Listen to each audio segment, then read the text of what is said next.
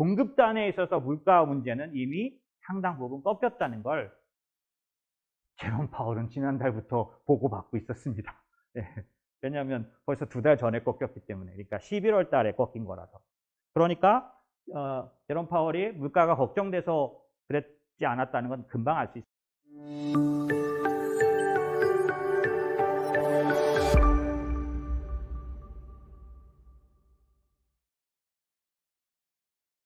지금 제가 앞부분에 얘기를 드린 건 뭐냐면 과잉 반응이라고 말씀드렸죠. 시장이 과잉 반응하는 겁니다. 여러분도 그거에 따라서 같이 과잉 반응하실 필요는 없어요. 오히려 지금의 시장이 과잉 반응을 하지만 다시 돌아와요, 정상으로. 작년도에 2월, 3월 달에 1.74를 찍고 나서는 연간 내내 그걸 갱신 못했다고 했죠.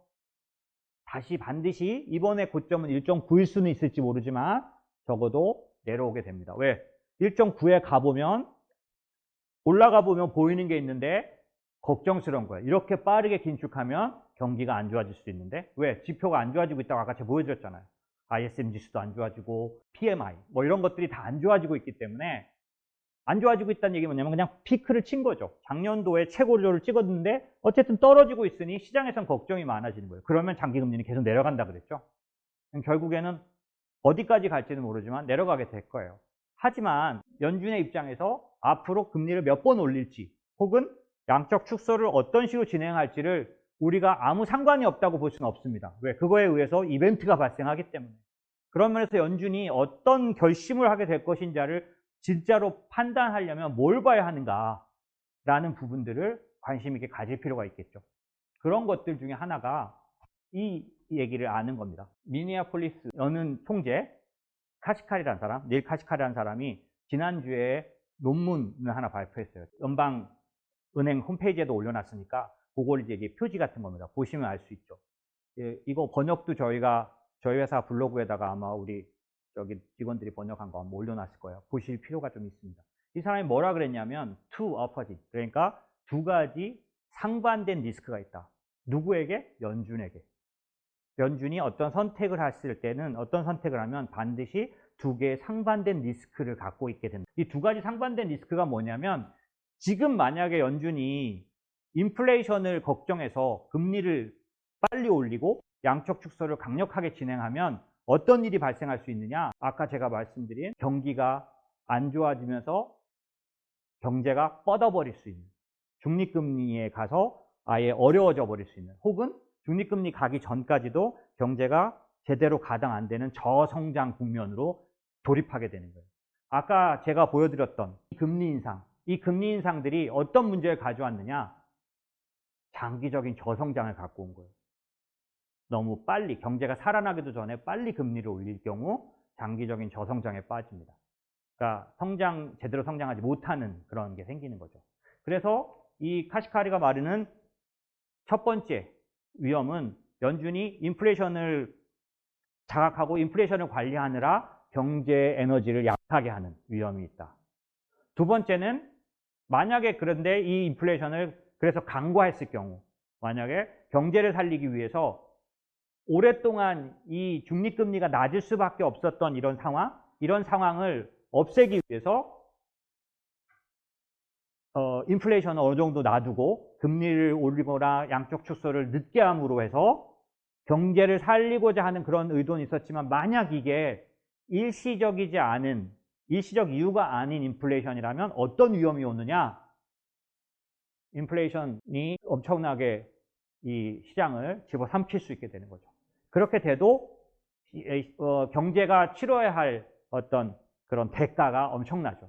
카시카리는 이 논문 속에서 이렇게 말합니다.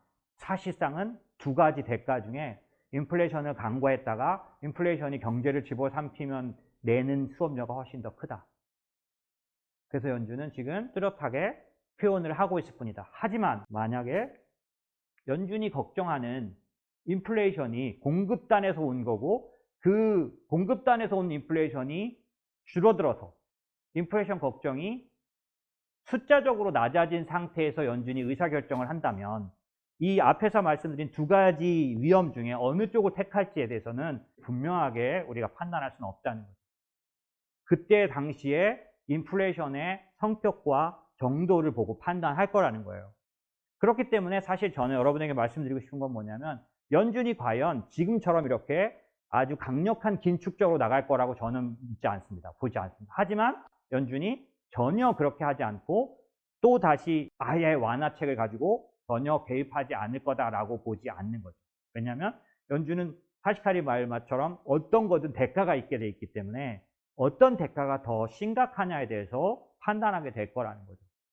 그런 측면에서 지금 연준이 지금 시장에서 말하는 것처럼 그렇게 3번 금리 인상하고 양적 축소까지 동시에 진행하는 일을 하지는 않을 거라고 보여지는 결과들이 지금 나타나고 있는 거죠. 왜냐하면 공급단의 충격이 완화되는 모습은 뚜렷하게 나타나고 있습니다. 예를 들면 이런 거죠. 최근에 ISM 지수가 발표났는데 미국 12월 ISM 지수 중에 3가지 지표가 공급단 관련된 인플레이션 관련된 약화, 그러니까 공급단에서 오는 그런 그 병목 현상이 완화된다는 걸 분명하게 보여주는 3가지 지표가 나왔어요.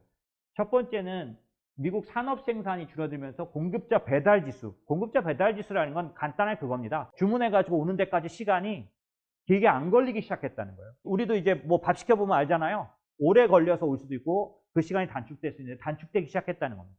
생산과 공급자 배달 지수가 낮아지기 시작했다는 거죠. 두 번째는 이거 굉장히 중요한데 물가와 직접 관련이 있는 미국과 중국의 투입 물가. 지금 미국의 물가는 내구재에서 나타나는 물가예요. 상품 물가입니다. 다 거의 대부분. 그래서 작년도에 만약에 크리스마스 때 나타났으면 크리스마스 때 너무 강력하게 주문이 몰려서 들어갔기 때문에 그랬을 거야. 이렇게 생각하는데 전부터 나타났잖아요. 그러니까 장기적인 요인이라고 봤던 거죠. 그런 것처럼 지금 미국의 물가는 누가 어디서 먼저 만들어내냐면 중국의 물가가 그 미국의 물가를 만들어냅니다. 왜냐하면 미국은 늘 말씀드리지만 소비가 70%, 그 70% 중에 70%가 서비스 소비라 그랬죠. 그런 것처럼 이 실제 상품 물가는 중국에서 발원됩니다. 그래서 중국이 인플레이션을 만들었다는 건 아니고 중국의 인플레이션을 나타나게 한 게 미국의 양적 완화라고 늘 말씀드리죠. 달러를 많이 풀었기 때문에 중국은 인플레이션에 희생이 되게 되는데, 왜냐하면 원자재 값이 걔들이 올린 게 아니에요. 달러가 많이 풀리면 달러로 계산하기 때문에 원자재가 그냥 올라갑니다. 화폐적 현상이죠, 일종의. 그런 인플레이션에 중국도 어쩔 수 없어요. 걔네들이 원자재 관련된 영향이 높기 때문에. 어쨌든 그런데 중국의 투입 물가가 보시면 오른쪽 끝에 보시면 중국의 투입 물가가 벌써 3달 전부터 완전히 꺾입니다. 저게 6달, 빠르면 3달, 길면 6달의 격차를 두고 물가에 반영됩니다. 이미 3달 전에 중국의 그 투입 물가는 떨어졌어요. 그러니까 이제 저 현상이 지금 1, 2, 3월 안에 나타납니다. 반드시. 미국의 물가가 낮아지기 시작해요. 그리고 미국의 투입 물가도 여전히 같이 떨어지고 있는 거죠. 이 투입 물가가 낮아진다는 건 물가에 있어서는 아주 치명적인 사실입니다. 조금 바꿀 수 없어요. 그렇기 때문에 이 두 가지를 볼 때 공급단에 있어서 물가 문제는 이미 상당 부분 꺾였다는 걸 제롬 파월은 지난달부터 보고받고 있었습니다. 네. 왜냐하면 벌써 2달 전에 꺾였기 때문에. 그러니까 11월 달에 꺾인 거라서. 그러니까 제롬 파월이 물가가 걱정돼서 그랬지 않았다는 건 금방 알 수 있어요. 연준이 강력한 긴축책을 쓰지 않을 수 있는 또 하나의 근거가 있는데 뭐냐면 연준이 TIPS를 과거 어느 때보다 엄청나게 많이 갖고 있다고 제가 말씀드렸어요. 과거 연준에 대해서 저는 오랫동안 지켜본 사람인데 이번처럼 TIPS를 많이 산 적은 없어요. 어느 정도 되냐면 보시면 TIPS의 연준 보유 잔액이 연준이 이렇게 많은 양을 갖고 있었던 적이 없어요. 그런데 저 TIPS를 저렇게 샀던 이유는 기대 인플레이션을 만들어내려고 했다고 제가 말씀드렸죠. 공급망 병목 현상이 생기기 전에 얘기예요. 그런데 생각지 않게도 공급망 병목 현상이 나타난 거죠. 그래서 그 만들어내려던 기대 인플레이션이 오히려 이제 위협이 된 거잖아요. 그러면 저렇게 TIPS를 들고 있기 때문에 어떤 일을 할 수 있을까요? 다시 TIPS를 팔 수 있죠.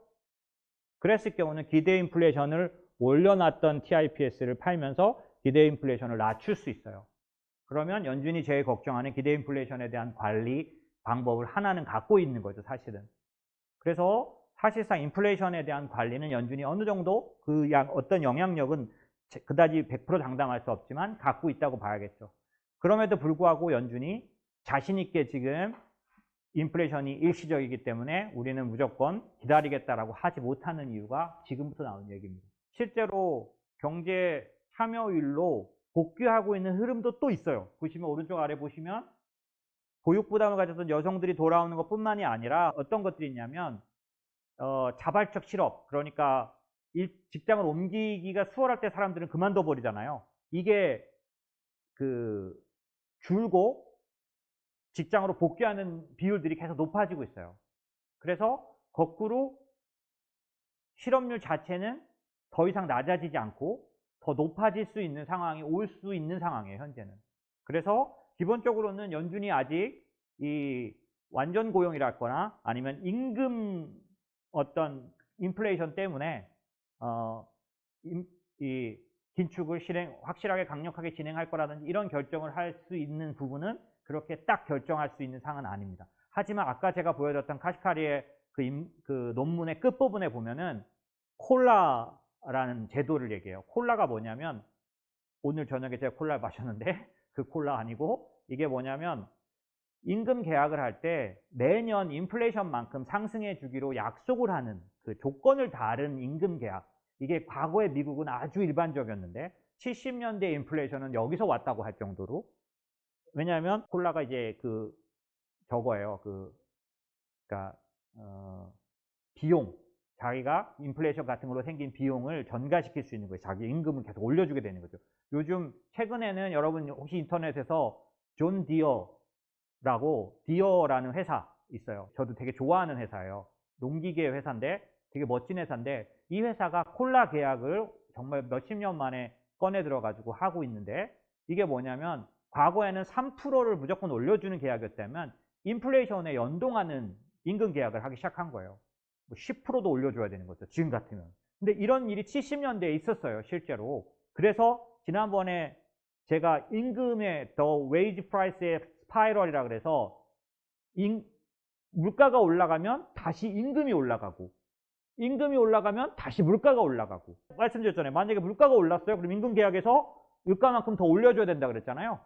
그러면 임금이 올라가죠. 임금이 올라갔으니까 물가는 또 다시 올라가야 되죠. 이게 스파이럴 되면서 70년대에 높은 인플레이션을 만들어냈다고 미국에서는 판단하고 있거든요. 그런 지금 콜라스라는 계약이 나오기 시작한 면들이 또 있어서 연준은 카시카리 말하는 것처럼 그렇게 장담할 수는 없다라고 지켜보고 있는 중이에요. 그런데 만약 생각처럼 많은 사람들이 일자리로 복귀한다면 어떻게 돼요? 일자리 프리미엄이 낮아지죠. 지금은 어때요? 원하는 사람은 1000명인데 아니죠. 1600개의 자리가 있는데 1000명만 지원하고 있거든요. 지금은 더 낮아지긴 했겠지만은. 근데 이게 만약에 1600개 일자리가 필요한데 1500명이 지원하는 정도로 참여율이 많아지면 어떻게 될까요? 그러면 임금 상승은 낮아지겠죠. 왜냐하면 자기 일자리에 대해서 쉽게 못 그만두니까요. 그러다 보면 아까 제가 말씀드린 임금 스파이럴이 발생하지 않게 되거든요. 그래서 지금 이 스파이럴을 걱정하는 상태가 왜 됐냐? 경제 참여 인구율이 너무 낮아서.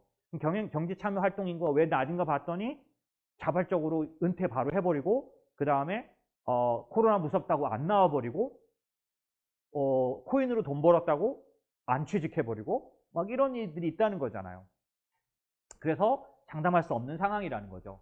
그래서 지금 임금 관련해서는, 노동 관련해서는 이 위아래 이런 리스크가 있다는 겁니다. 뭐냐면 실업률이, 노동 참여율이 마이너스 5.6만 명인데 얘가 과연 도대체 회복될 수 있을지, 다시 돌아올지를 확신을 못 갖겠다는 거예요.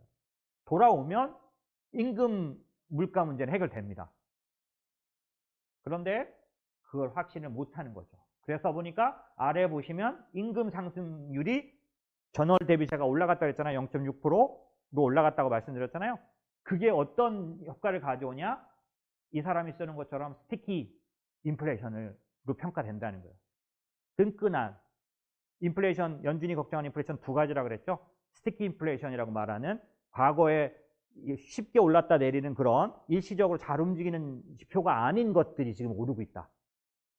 그 중에 대표적인 게 뭐 임대료 같은 것들이라고 얘기했는데 뭐 그런 스티키 인플레이션이 나타나고 있고, 또 하나는 트림이라 그래서 이제 중간으로 숫자를 과하게 높은 거 낮은 걸 빼버리는 거예요. 그래서 현실적으로 파악하는 물가를 조정한 트림 인플레이션도 지금 여전히 같이 높아지고 있기 때문에 연준이 그렇게 쉽게 생각은 못하고 있는데, 그런 면에서 보면 스틱 인플레이션에 대한 부분이 웨이지에서 올 가능성이 충분히 있고, 맨 끝에 보시면 이게 전적으로 저소득층에서 나타나고 있다. 그러니까 반대로 만약에 오미크론이 생각하는 것처럼 그렇게 나이스하게 엔데믹을 가져온다면 일자리에 대해서 전에처럼 낙관하지 못하겠죠. 그러면 많은 사람이 복귀할 거고, 많은 사람이 복귀하면 이 스틱 인플레이션이라고 말하는 웨이지 인플레이션은 어떻겠어요? 조절되겠죠. 그러니까 그런 것들이 판단될 때까지가 언제까지냐? 2분기 정도까지 가야 되는 거죠. 1분기 안에 제가 아까 보여드렸던 공급단 인플레이션은 확실하게 낮아진 걸 보여줄 겁니다. 그러면 연준은 거기에 대해서 어떻게 반응할지에 대해서 나올 거고, 2분기까지 가면 임금 인플레이션에 대해서 우리가 판단할 수 있게 될 거예요. 그랬을 때 연준이 과연 하반기, 3분기, 4분기에도 아까 지금 언론들이 말하는 것처럼 그렇게 강력하게 긴축을 진행할 건지는 그렇게 볼 수는 없습니다. 왜냐하면 두 가지 문제가 있기 때문에. 왜? 그렇게 해버렸을 때 10년간의 엄청난 그 저성장 국면으로 다시 돌아가야 하는 구조적 장기 침체에 빠질 수 있다는 것을 연준은 알고 있기 때문에 그렇게 함부로 하지는 않을 거라는 거죠.